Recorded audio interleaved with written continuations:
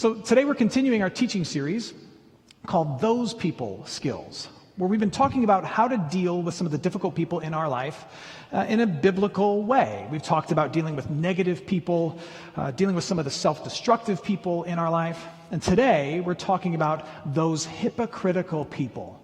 Now, thankfully, none of us fall into that category. I mean, you know what hypocrisy is, right? It's a person who says one thing and does another. Exactly, you know what it is. And there's few things we enjoy more in our culture than calling out hypocritical people. It's like our national pastime. In fact, when I said to you, we're talking about those hypocritical people, and I asked you to name off a couple of famous hypocrites, I guarantee that you'd be able to do it. You might have named a famous sports hypocrite like Lance Armstrong. Or maybe you could name a famous religious hypocrite. There's lots to choose from, like Jim Bakker. Remember him from back in the day? There's also rich hypocrites you can point at. There's Bernie Madoff, who told people how to invest their money, then he made off with all their money, right?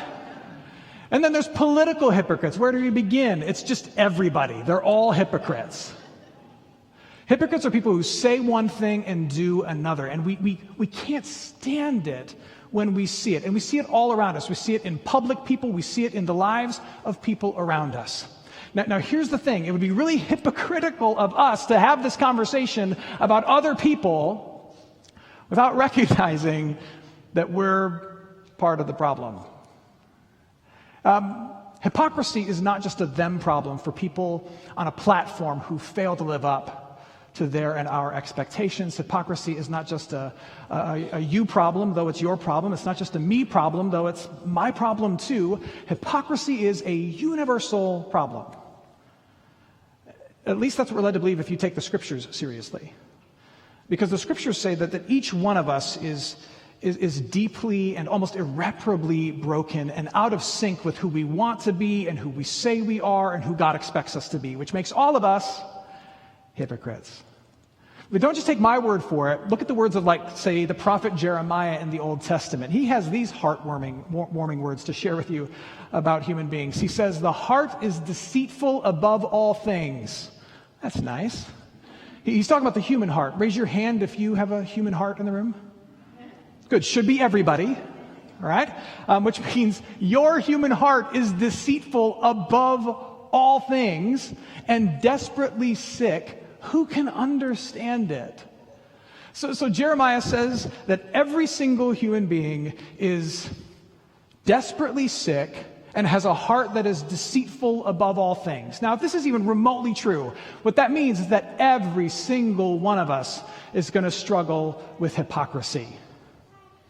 The only real difference between, say, Lance Armstrong, Bernie Madoff, Jim Bakker, and basically every politician and you or me is not just the fact that they have a larger platform, but that they got caught. Because for all of us, there is a life that's lived out of step with who we say we are and who we want to be and who we actually are. It's true for all of us. We're all struggling with this.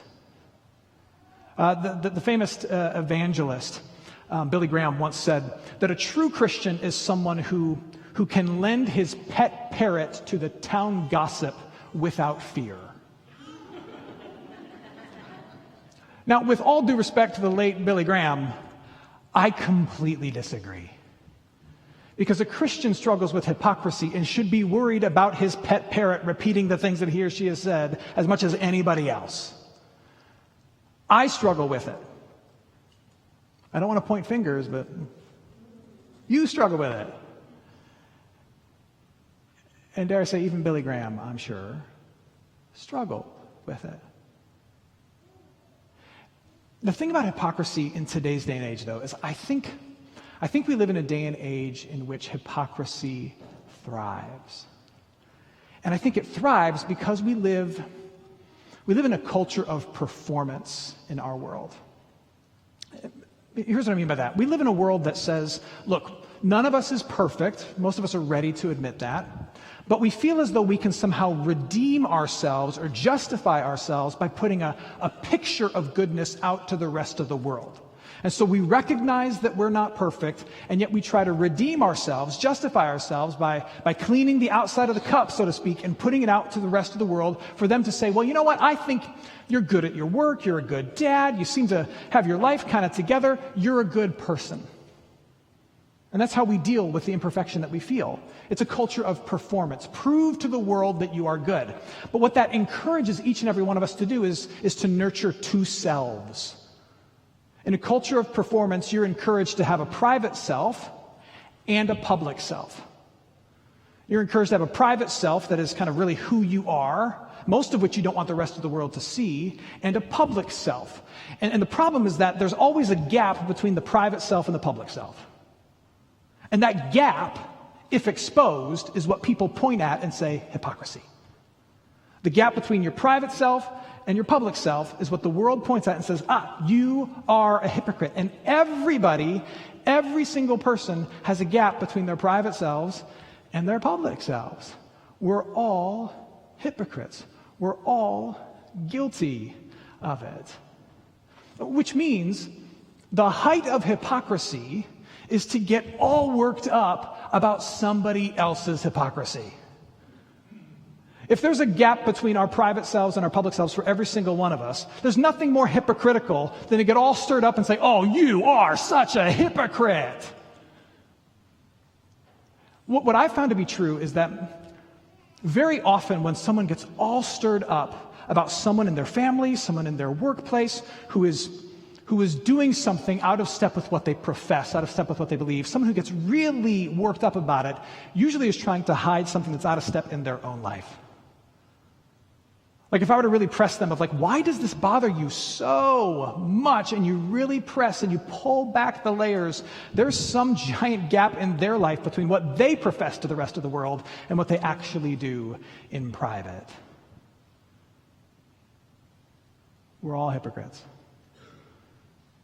Which is Jesus' point in Matthew chapter 7. This famous section where Jesus kind of comedically talks about sawdust and like 2x4s. Now, you heard it read just a minute ago, Matthew chapter 7. Jesus is talking about how the height of hypocrisy is to get all worked up about somebody else's hypocrisy. Listen again to what he says. Matthew chapter 7, starting at verse 1. Jesus says, "Judge not that you be not judged. For with the judgment you pronounce, you will be judged, and with the measure you use, it will be measured to you." So in other words, be careful. If you want to walk around pretending to be God over everybody else's life, God is watching, and he'll be God over you. He continues, "Why do you see the speck that is in your brother's eye?" Pause there. Just think about that for a moment. I believe Jesus chooses his words very carefully. How close do you have to be to somebody to see a speck in their eye? Really close. You have to be like all up in their business to be like, I see a little thing right there. So Jesus is saying, why do you get all up in the business of somebody else to point out something relatively small, and yet you overlook this huge thing in your own life? But do not notice the log that is in your own eye. Or how can you say to your brother or your sister, let me take the speck out of your eye, when there is the log in your own eye? You hypocrite, first take the log out of your own eye, and then you will see clearly to take the speck out of your brother's eye. Now, a couple things to point out here. Jesus ends by saying, you should seek to take the speck out of the eye of your brother.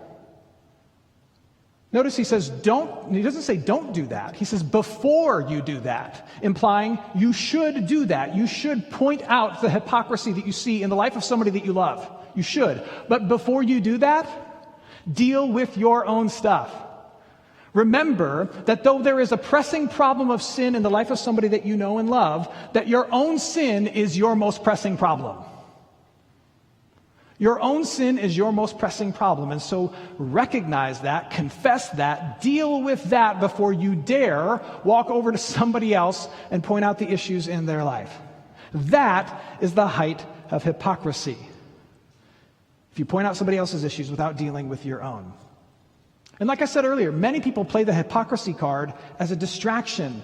They focus on someone else's sin as a way of avoiding their own. They see the sawdust in the life of their coworker, and they ignore the lumberyard of issues that are hanging around their own neck. And Jesus says, don't be that person.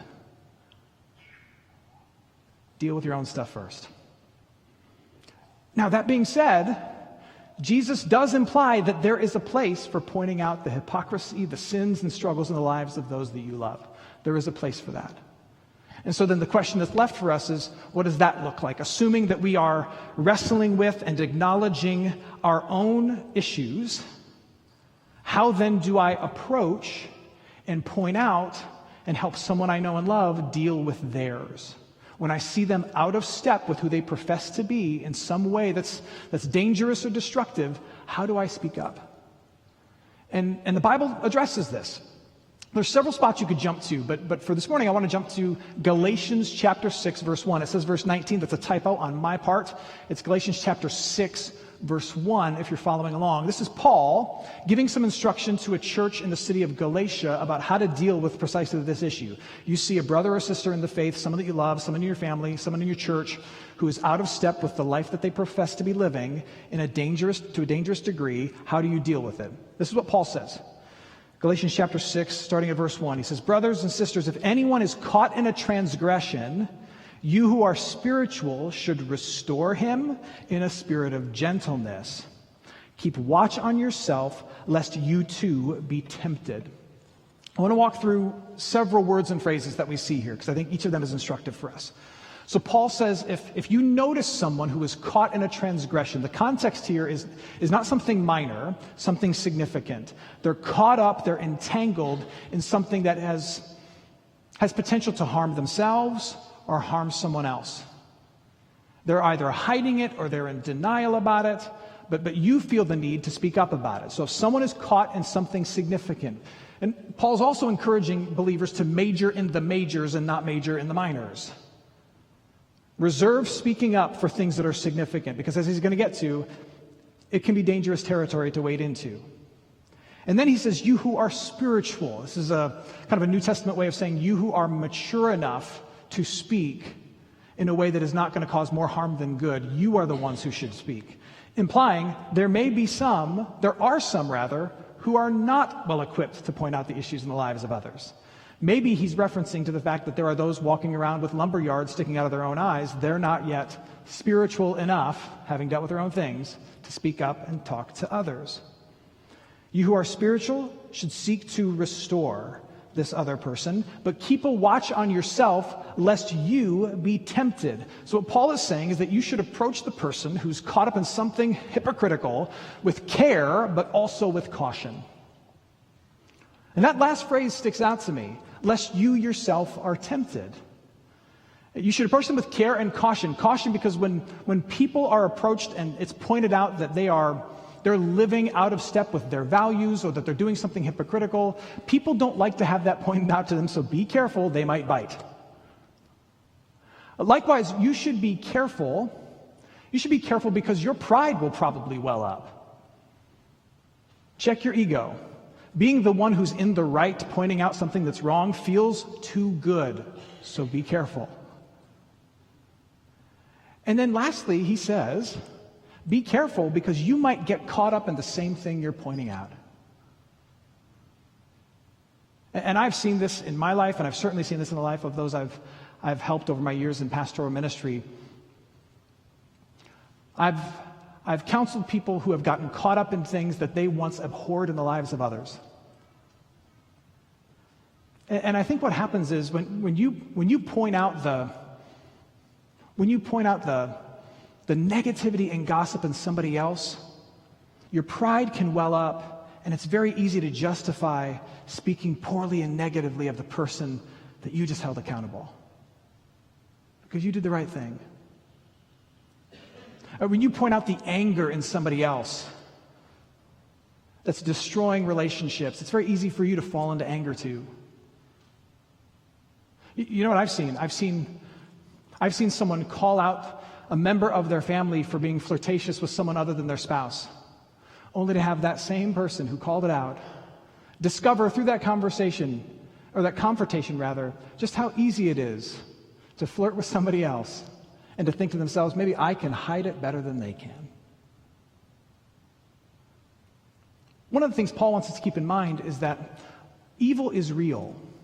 And as he writes in other parts of the New Testament, Satan prowls like a roaring lion seeking to devour. And so bear in mind that as you point out the hypocrisy in others, Satan will put a gigantic bullseye on your back so that you might become a hypocrite yourself.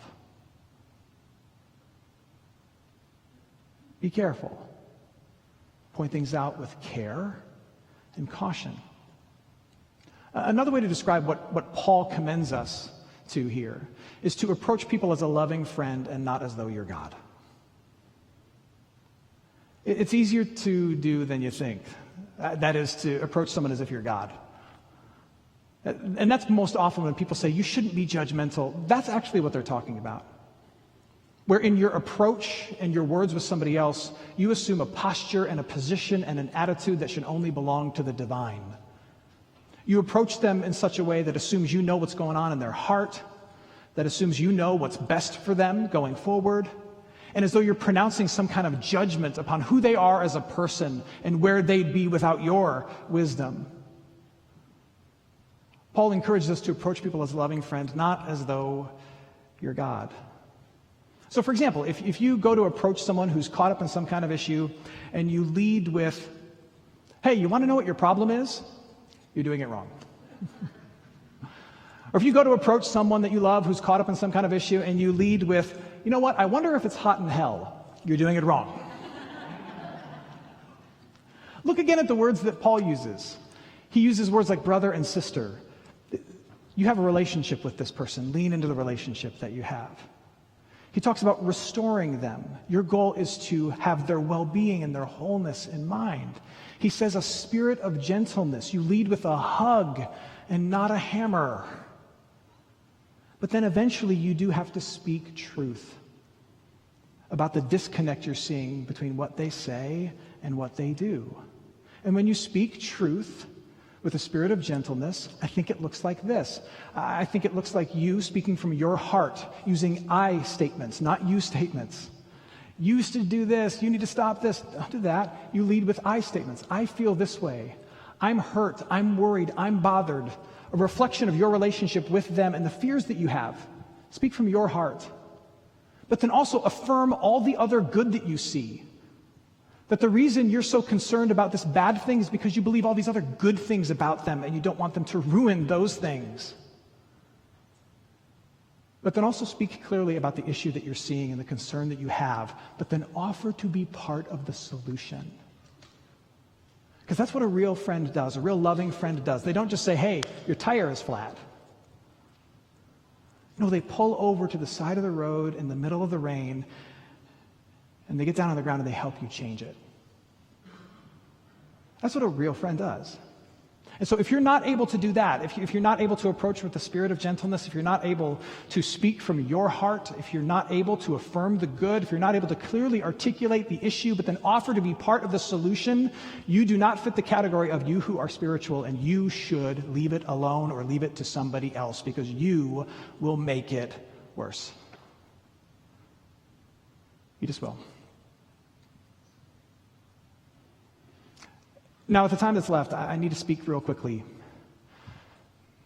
to some of the objections to this conversation that I've heard in the past. There are some, and usually it's my friends who are skeptical about Christianity in general, who really press against the idea of people of faith pointing out the problems that they see in the lives of other people of faith or in the lives of anybody whatsoever.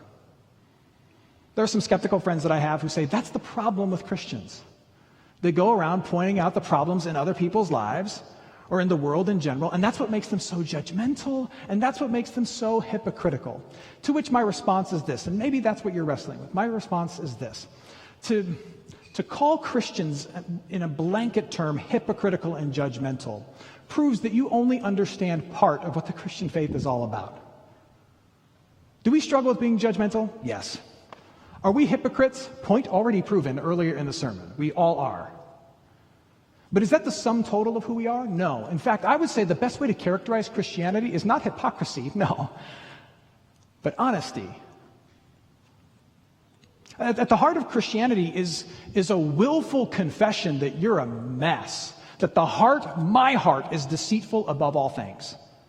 At the heart of Christianity is a confession that I'm an absolute and total mess. So are you, but so am I. And that we cannot fix ourselves. Christianity, if anything, is honest. It's about honesty with yourself, honesty with other people that you love, and all of us together being honest in front of God. I'm a mess, you're a mess, we're a mess. God, we need your help. That's what it's about. And what you're probably noticing in us is our belief that my friend needs to be honest before God, and I need to be honest before God, and we all need the mercy and the grace of God. But if you want to lay down a statement that says Christians are judgmental and hypocritical, if you lay down that statement built on the assumption that you know what's going on in my heart and you understand my motives and they're impure or wrong, or that you understand the standard I'm holding my friend to or that they're holding me to, then you're guilty of the same thing you're accusing me of. You're assuming you know. You're laying down a judgment, all without recognizing, in the course of things, your own struggles and your own issues. And that, my friend, is what you're accusing me of. Hypocrisy. What I often say to my skeptical friends is, if you're all bent out of shape about judgment and hypocrisy, you wouldn't rail against Christians. Really and honestly, you would become one. Because Christianity is the only system, the only worldview that I would say deals with both judgment and hypocrisy in a way that kind of solves the problem of them both. You know who hated hypocrisy more than anybody else? Jesus. Jesus would get red-faced and angry with hypocrisy. I mentioned it earlier. He called some of the religious leaders, he called them blind guides. He called them whitewashed tombs, the kind of people who wash the outside of the cup, but they don't touch the inside. And he said that to the spiritual leaders, but he's really saying it to all of us. But then Jesus did something about it. He dealt with it. He took the whole idea of having to be good enough in the first place, he took it off the table.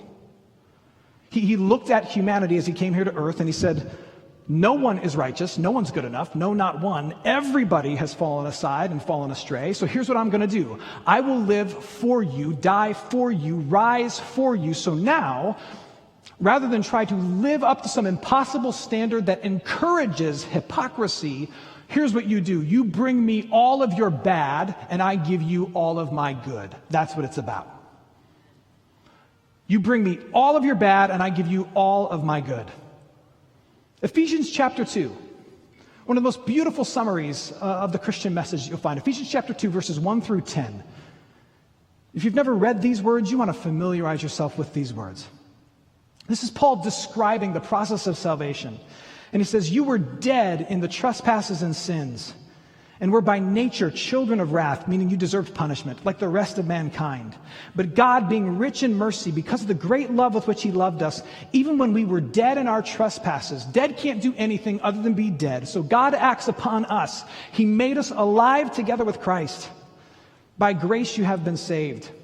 By grace you've been saved through faith, and this faith is not even your own doing, it's the gift of God, not a result of works, so that no one may boast. Jesus replaced performance and works with grace and faith.